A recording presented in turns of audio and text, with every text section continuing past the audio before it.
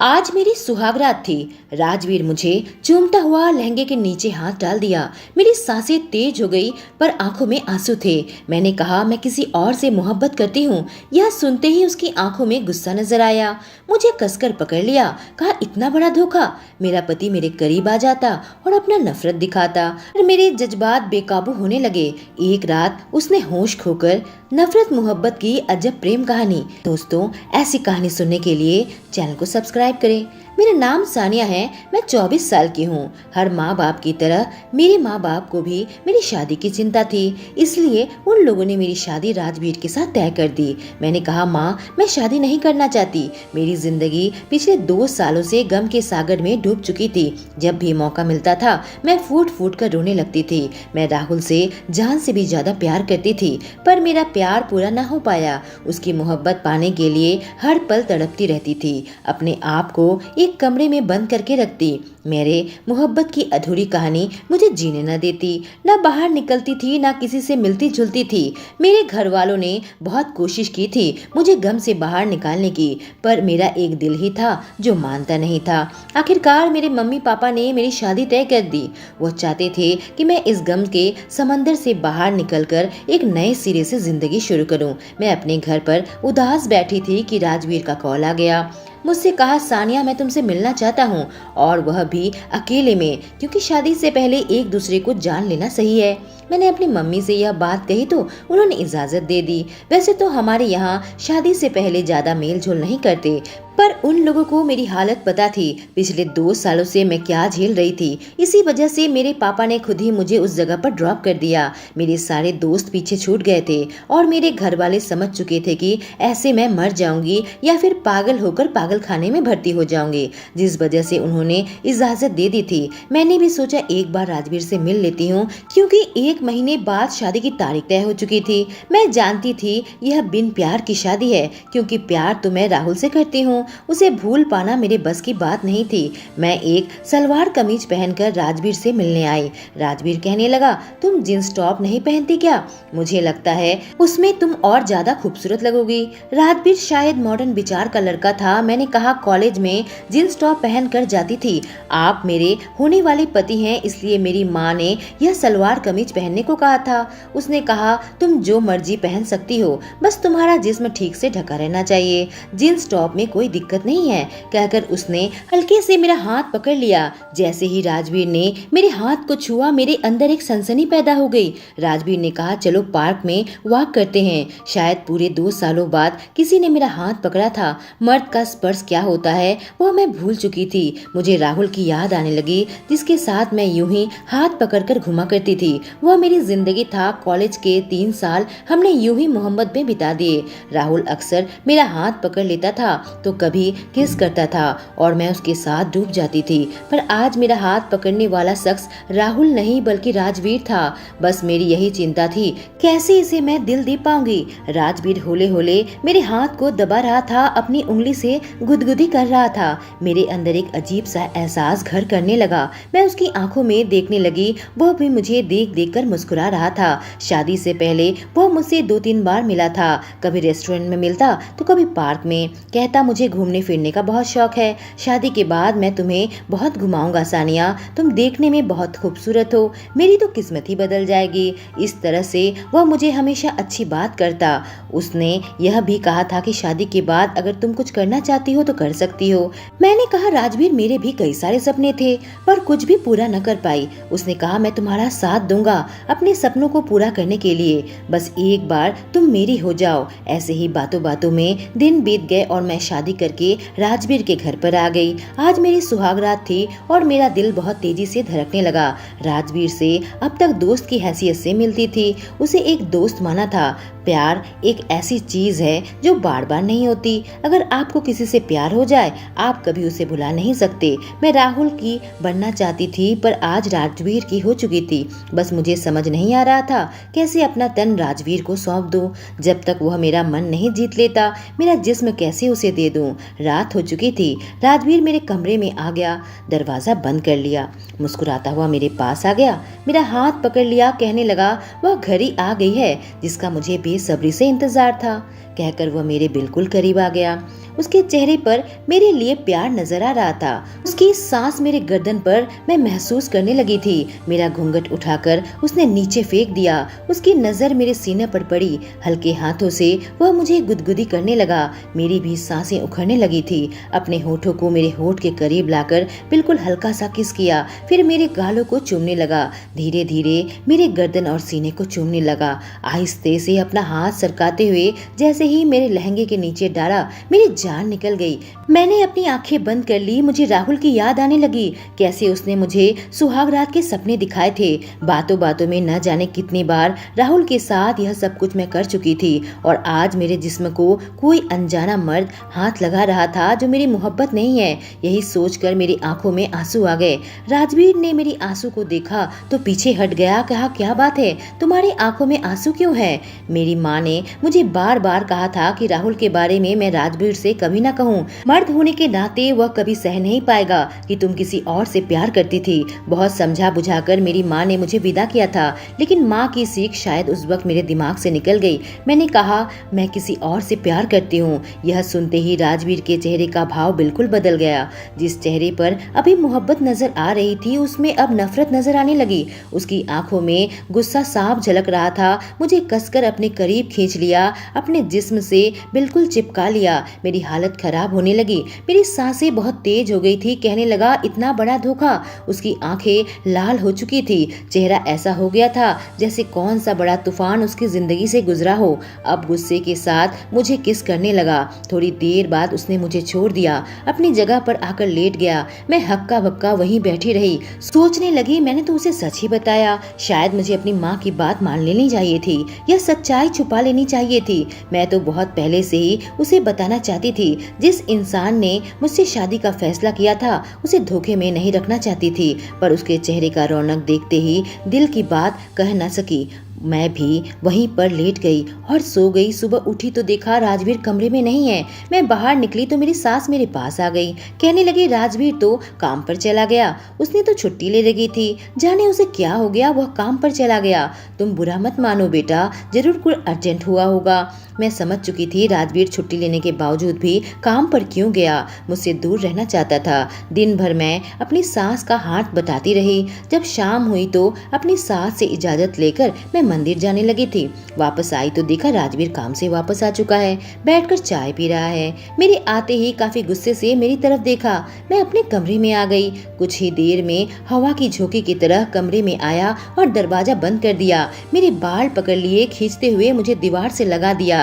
मुझसे बिल्कुल चिपक गया। कहने लगा, कहाँ गई थी तुम? मैं घबराने लगी। कहने लगी, मैं मंदिर गई थी, माँ जी से इजाजत लेकर गई थी। उसने कहा, झूठ सब झूठ, तुम जैसी बेगैरत औरत को मैं अच्छे से जानता हूँ। अपने यार से मिलने गई थी ना, तुम्हें शर्म नहीं आती? मुझसे शादी की हो और अपने यार से चोरी छिपे मिल रही हो। उसकी बात सुनकर मेरी आंखों में आंसू आ गए थे। मैं रोने लगी। कहने लगी, राजवीर यह कैसा इल्जाम मुझ पर लगा रहे हो? तुम तो बिना सोचे समझे ही कुछ भी बोले जा रहे हो। उसने कहा, तुम्हारे इस झूठे आंसुओं का मुझ पर असर नहीं होने वाला। थोड़ी देर में उसने मुझे छोड़ दिया और कमरे से बाहर निकलकर चला गया और मैं खड़ी खड़ी कांपने लगी। राजवीर की हरकत मुझे बहुत ठेस पहुंचाई थी। अगले दिन भी राजवीर काम पर चला गया। वापस आकर कहने लगा, माँ मैं दुबई जा रहा हूँ, वहाँ 3 महीने का काम है। मेरी सास सुनकर हैरत में पड़ गई। कहा, बेटा तेरी तो अभी अभी शादी हुई है, नई बहू को छोड़कर जाने की बात कैसे कर सकता है? इतने सालों तक तो तू कभी बाहर नहीं गया, अब शादी हो गई तो दुबई का काम ले लिया। एक काम कर, तू बहू को भी अपने साथ लेकर जा, तुम दोनों का 3 महीने का अच्छा हनीमून हो जाएगा। माँ के सामने वह कुछ कह न सका, पर कमरे में आकर मुझ पर चिल्लाने लगा। कहने लगा, तुमसे दूर जाने के लिए ही मैं दुबई जा रहा हूँ। मैं बेड पर बैठी हुई थी, उसकी तरफ देखने लगी। फिर से मेरे पास आ गया, अपने हाथों को मेरे गर्दन पर रख दिया, काफी तेजी से दबाने लगा था। कहने लगा, तुम्हें देखता हूँ तो तुम्हारे धोखे के बारे में सोचता रहता हूँ। मेरी सांस रुकने लगी। मैंने कहा, राजवीर मुझे दर्द हो रहा है। यह सुनकर उसने अपनी पकड़ थोड़ी ढीली की, मेरे एकदम करीब आ गया। कहने लगा, मुझे भी दर्द होता है, दिखाई नहीं देता और तुम समझोगी भी नहीं क्योंकि क्योंकि किसी और से मोहब्बत करती हो। यह कहते हुए उसकी आंखों में आंसू आ गए थे। वो बाहर निकल कर चला गया। ये बेरुखी मुझे काटने को दौड़ती थी। राजवीर की नफरत मेरे सीने में चुभने लगी। उसने पूरी बात जानने की कोशिश भी नहीं की। मैं तो बस अपना गम बांटने के लिए राजवीर को सच्चाई कही थी, पर मुझे उसका यह गुस्सा, यह नफरत सहन नहीं होता। रात को कमरे में सोने आ गया। मैं राजवीर की ओर देख रही थी। वह अपनी शर्ट उतारने लगा। मेरी नजर उसके जिस्म में थी। वो बहुत ही हैंडसम लड़का था। मस्त बॉडी थी। कोई भी लड़की उसे ऐसे देख ले तो उसके प्यार में पड़ जाए। उसके चेहरे पर एक तेजी थी। अचानक राजवीर की नजर मुझ पर पड़ी। उसने देखा कि मैं उसके बदन को निहार रही हूँ। तुरंत ही कपड़े उतार कर मेरे पास आ गया। कहने लगा, क्या देख रही हो? उसकी बात से मैं थोड़ी सकपका गई। मैंने कहा, नहीं ऐसा कुछ भी नहीं। उसने कहा, मैं सब समझता हूँ, यही सोच रही हो ना कि तुम्हारा बॉयफ्रेंड मुझसे ज्यादा हैंडसम है। मैं आंखें बड़ी बड़ी करके बोली, आप बहुत ज्यादा हैंडसम और अट्रैक्टिव हो। मैं आपकी बॉडी देख रही थी। मेरी बातें सुनकर एक पल के लिए मेरी ओर देखने लगा, फिर कहने लगा, मेरे पैरों में बहुत दर्द हो रहा है, थोड़ा पैर दबा दो। उसने शॉर्ट्स पहने हुए थे। मैं होले होले उसके पैर को मसाज करने लगी। शायद राजवीर को आराम आने लगा था। कहने लगा, थोड़ा पीठ भी मसाज कर दो। शादी के बाद थोड़ा भी रेस्ट नहीं ले पाया। ऑफिस जा रहा हूँ, बहुत थका हुआ हूँ। बड़े नाजुक अंदाज में मैं उसकी पीठ को भी दबाने लगी। राजवीर को आराम पहुँचने लगा था। कहने लगा, तुम बहुत अच्छा मसाज करती हो। उसके जिस्म को छूते ही जाने क्यों मेरे अंदर भी एक सनसनी पैदा होने लगी थी। उसे छोड़ने का बिल्कुल भी मन नहीं कर रहा था। मैं उसकी मसाज करती रही। राजवीर सो चुका था।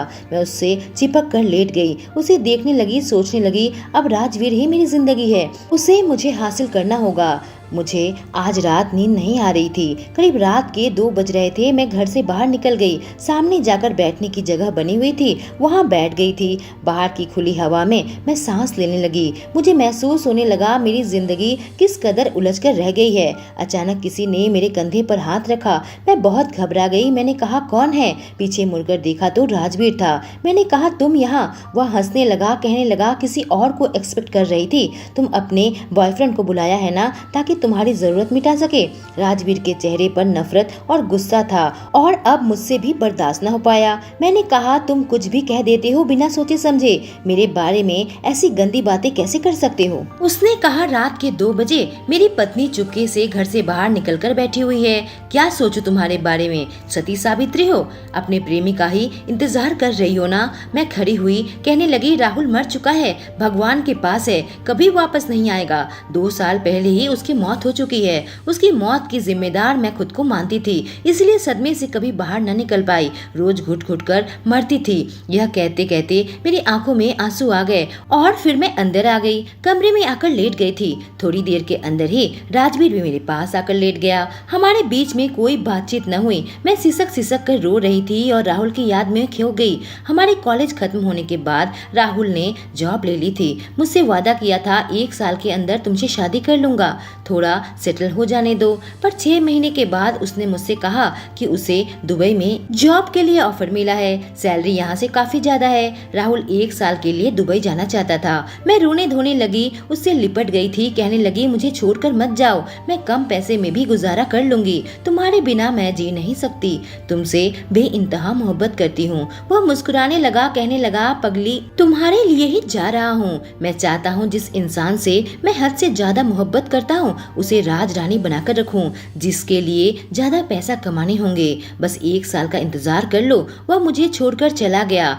हमारी वीडियो कॉल में बात होती रहती थी। मैं उसके लिए तड़पती रहती थी। 6 महीने बाद राहुल मुझसे मिलने इंडिया आने वाला था, क्योंकि मैं बहुत रोना धोना में लगा दिया था। कहने लगी, राहुल, मैं एक पल भी तुम्हारे बिना नहीं जी सकती, मुझे एक बार आकर मिलकर जाओ। उसने कहा, ठीक है, 15 दिनों के लिए तुमसे मिलने आता हूँ। पर राहुल नहीं आया। उसकी मौत की खबर आई। एयरपोर्ट के रास्ते में उसका एक्सीडेंट हो गया था। दुबई से लौट न पाया, उसकी वही मौत हो गई। उसके बाद से ही मैं राहुल की मौत का जिम्मेदार खुद को मानने लगी। अगर उसे हिंदुस्तान न बुलाया होता तो शायद वह जिंदा होता, और आज मैं बेड पर लेटी लेटी रो रही थी। अचानक राजवीर मेरे कंधे पर हाथ रखा।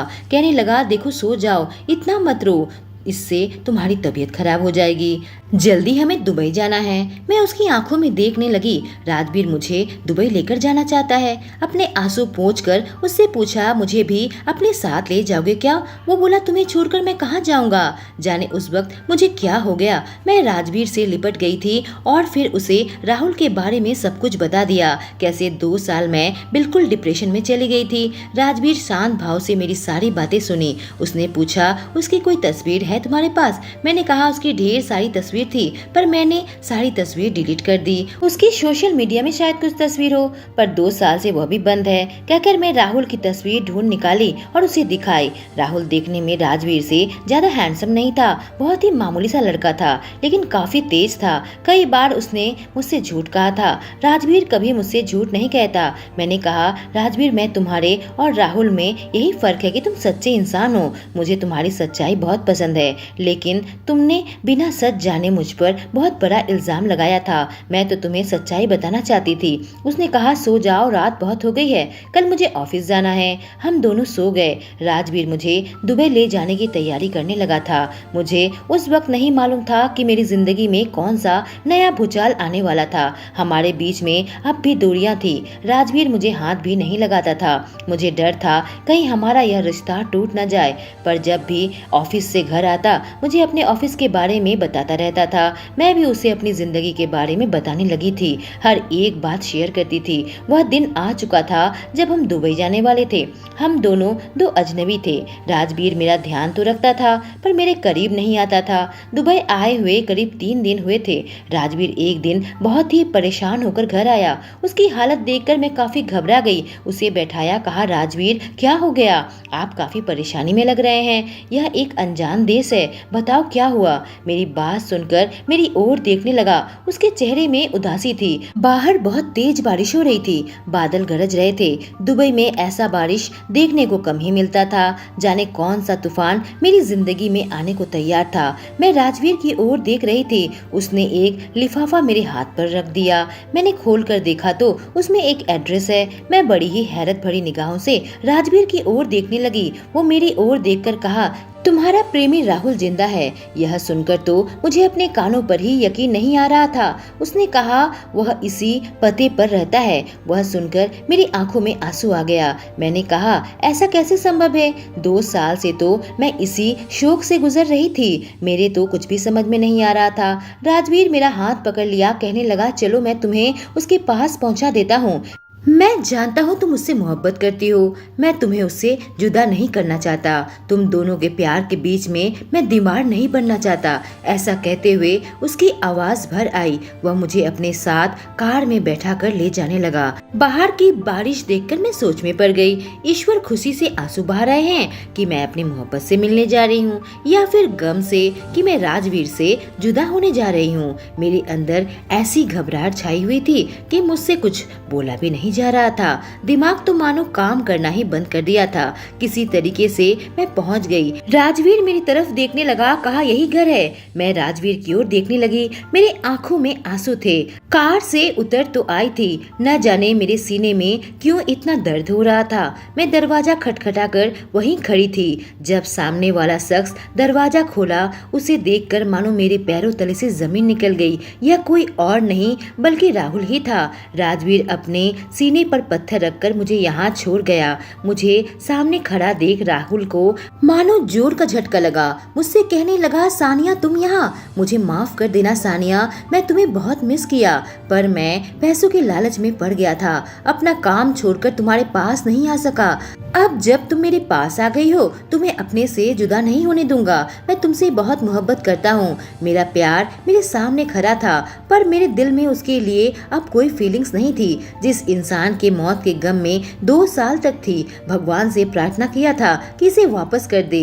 आज वह शख्स मेरे सामने खड़ा था, पर मुझे जरा भी खुशी नहीं हुई। यह धोखेबाज इंसान मुझे किस अंधेरे में धकेल दिया था। अगर मुझसे ब्रेकअप भी कर लेता, शायद मुझे इतना गम न होता। राहुल अचानक मुझे छूने गया कि मैं उसे पीछे धकेल दिया। मैंने कहा, राहुल तुमने मेरे साथ इतना बड़ा धोखा किया।